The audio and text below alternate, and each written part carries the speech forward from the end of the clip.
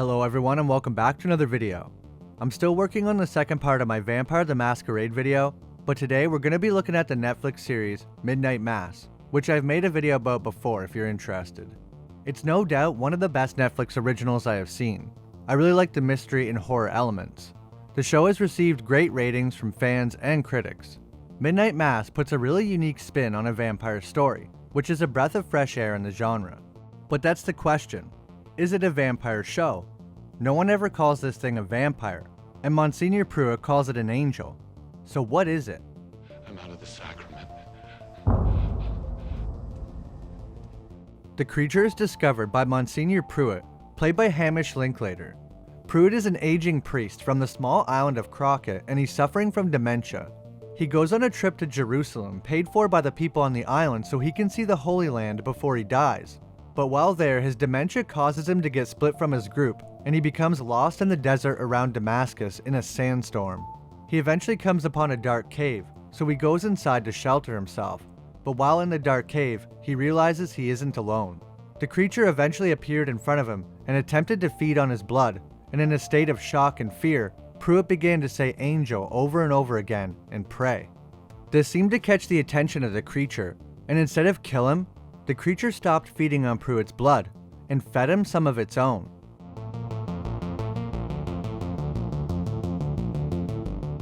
When he awoke, he was no longer an elderly man suffering from dementia, but a much younger version of himself. He finds out the creature's blood makes you age backwards until you are in your peak state. This amazing feat performed by the creature convinced Pruitt that it must indeed be an angel. How else could he age backwards 40 to 50 years? Just like the stories of Jesus and angels turning the old young. Pruitt proceeds to bring the angel from Jerusalem back to his island town of Crockett, a small fishing community of only 127 people. Pruitt starts to have everyone that goes to the church on the island drink the creature's blood unknowingly. He puts it in the Holy Communion before each Sunday. This starts healing other people in the town and even causes one girl who is in a wheelchair to walk again. Eventually, when Pruitt presents the so-called angel to the town, they are shocked, afraid. But they also believe that it's an angel after seeing the miracles that have occurred since it arrived. The way it is presented in holy robes beside Pruitt also helped. At first, it seemed pretty cut and dry, a vampire that was taking advantage of this island. But the more I thought about it, the more I realized it really could be an angel, but maybe not the good kind. Lots of other vampire shows or movies have had vampires be descended from either God himself or an angel. The ancient vampires from the strain were descended from the angel of death, Azrael, based on a real angel of death, Ozrael. In Vampire the Masquerade, they are descended from Adam and Eve's son, Cain. But where did this vampire come from? Monsignor Pruitt finds the creature in Jerusalem. Kind of a weird place for just such a random creature to be hanging out. It's possible that it lived there for a long time. At some point, it may have been worshipped, or maybe it was attracted to such a holy place. The creature also knew how to manipulate a holy man and his beliefs. This makes me think that the creature is not an angel, but a fallen angel, or angel of death possibly. During the war in heaven, Lucifer rebelled against his father, but lost. So Lucifer and his angels were cast down from heaven to live on earth. Maybe this is one of those fallen angels, trapped to live on earth in a twisted demonic form. Fallen angels are often depicted with featherless, bat-like wings. When an angel appears to we humans, we are afraid. This isn't usually what you think of when someone says angel, but no one's ever seen an angel, so how would we know for sure? During the show, Pruitt mentions a few times how the Bible describes that when angels come down from heaven, and people and prophets see them, they are terrified. So it's possible that an angel in heaven would not look so far off from this one. Some angels have been genocidal killers on behalf of God, like in the book of Revelations. The director Flanagan said in an interview that he's seen a movie called The Prophecy involving an archangel, and one line stuck with him. God sends an angel to kill someone, curse someone, destroy something. Imagine what these creatures would look like. So it sounds like he used this line as an inspiration for angels to be terrifying, which I think is a good piece of evidence that this is no mere vampire.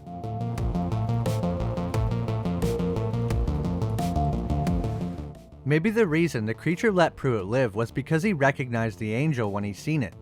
It was possibly the first time the creature has ever been called that while on Earth, and so it embraced him. Monsignor should have known not to drink the blood of the creature though, as in his religion, drinking blood from anyone other than their Lord is a sin. But he was blinded by the promise of life, and after, blinded by the possibility of a new life with a woman he could never be with. The devil also offered Jesus a fake promise in the same desert, but he did not accept. Unfortunately, Monsignor, being old and stricken with dementia, did not realize he was pleading to a false prophet, one that would try to twist and corrupt their island town. This is a quote from the Catholic Bible. "And no wonder, for Satan himself masquerades as an angel of light."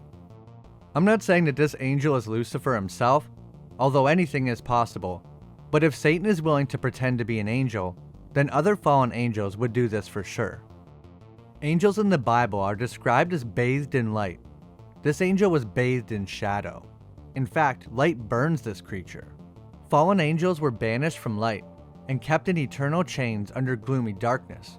You could interpret this as fallen angels would not be able to walk in the light, just like a vampire. Also, if it really was a fallen angel, it might have taken some pride in converting some of God's followers to twisted, cursed versions of their former selves, even a messenger of God. One of the other big questions I had while watching the show was, is this the only angel? Maybe if we ever got a season 2 we would find out, but the director and writer said that's unlikely to happen.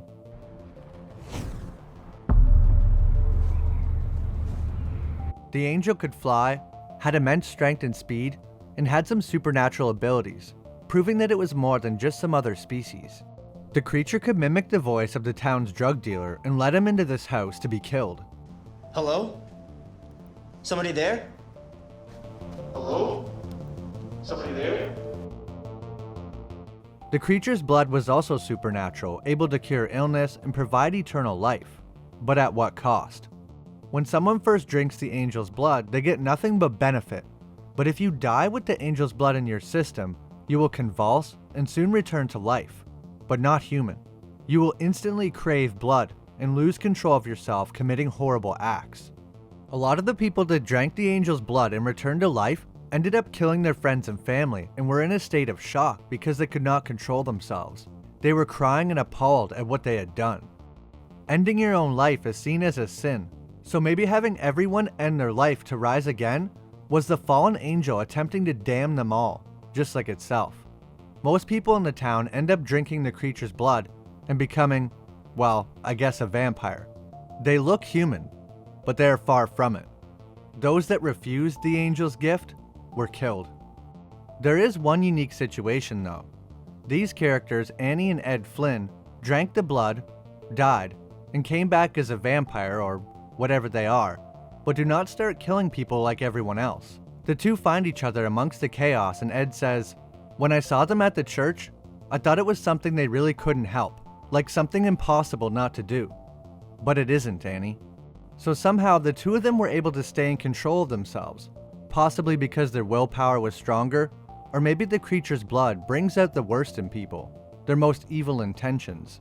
Even the main character Riley tries to attack someone when he is first turned, and Monsignor learns to control himself but eventually did accidentally kill someone. I also forgot that Allie, the sheriff's son, is also turned but does not feed on anyone. It's not clear why these three were affected differently than the rest.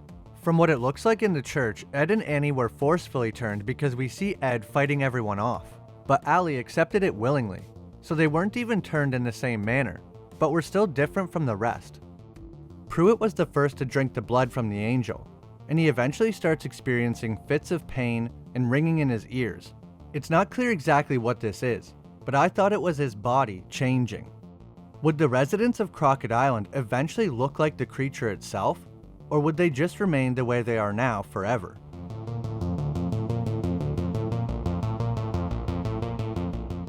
I think one of the biggest questions of the series, besides what is this thing, is what did it want? Why did it agree to come to Crockett Island? Surely it could have gone anywhere and taken over. Many people would give anything for eternal life.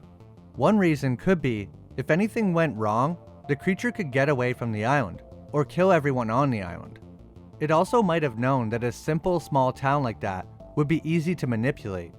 But Monsignor does mention that the cave that he found the creature in was unearthed by the storm, so it's possible that the creature was trapped in here for thousands of years. I also thought it was strange some characters were so fixed on making it to the main island and spreading their curse. I mean gift. It made me wonder if somehow the creature was manipulating them into wanting to spread the curse, either through its blood or some kind of mental manipulation. The creature is obviously pretty intelligent. It knew not to kill Pruitt, it knew that giving its blood would create more loyal followers, but it cannot speak, or we never hear it speak. So how is it communicating with Pruitt? Maybe telepathically? In an earlier episode, like I said before, the creature was able to mimic the voice of the island drug dealer back to him from inside this creepy house, but that also might have been some kind of mental manipulation.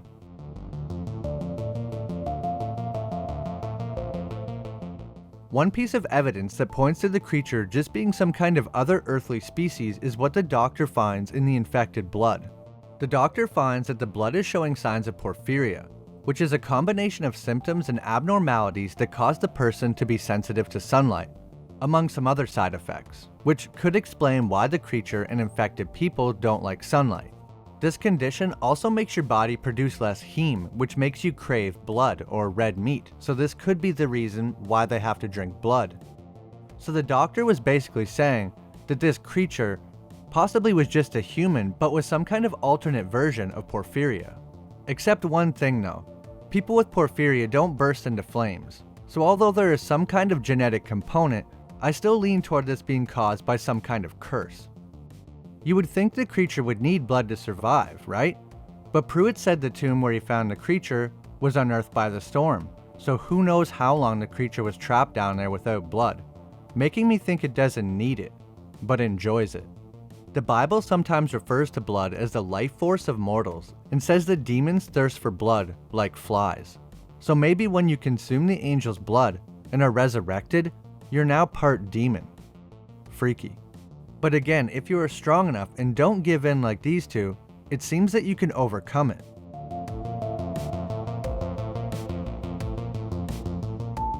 After looking at all that, is this creature a vampire? Or some kind of demon pretending to be an angel? When I made my first video about this show, I thought it was just a very intelligent vampire, possibly hundreds or thousands of years old, tricking the island to create more of its kind. But the more I researched stuff about angels and demons, the evidence really started to add up. So I think it's an angel, or fallen angel. Partially because it makes sense, and also because it would be awesome. For those who don't think it's an angel, I do have another theory. The creature could be some kind of other species that has existed for thousands of years, and possibly just like how Pruitt was performing miracles with vampire blood, maybe every story of someone performing similar miracles through history also had the help of a vampire, going all the way back to Jesus. It would explain why angels are described the way they are, terrifying, and why it was entombed in Jerusalem of all places. Rather than this being an angel, angels might have been based on encounters with vampires. I've also seen some theories that suggest maybe it was a priest that became a vampire somehow, and that's how it knew about religion. Or that the creature could actually be Jesus himself, since he heals people, resurrects them, etc. And I've seen some pretty convincing arguments, such as the story in the Bible where Paul meets Jesus on the road to Damascus. The same story Pruitt cites as the reason he changed his name to Father Paul upon returning to Crockett. And I knew all the while that I'd have to lie to the very people I'm here to save. Midnight Mass has some really cool theories, and I had a lot of fun exploring this show again and trying to look at it from a different perspective. Vampires and biblical stuff always seem to get mashed together for some reason, but I always find it interesting, so I'm not complaining. What do you guys think? Did I overlook anything? Let me know if you agree that it's a fallen angel, or if you think it's a vampire.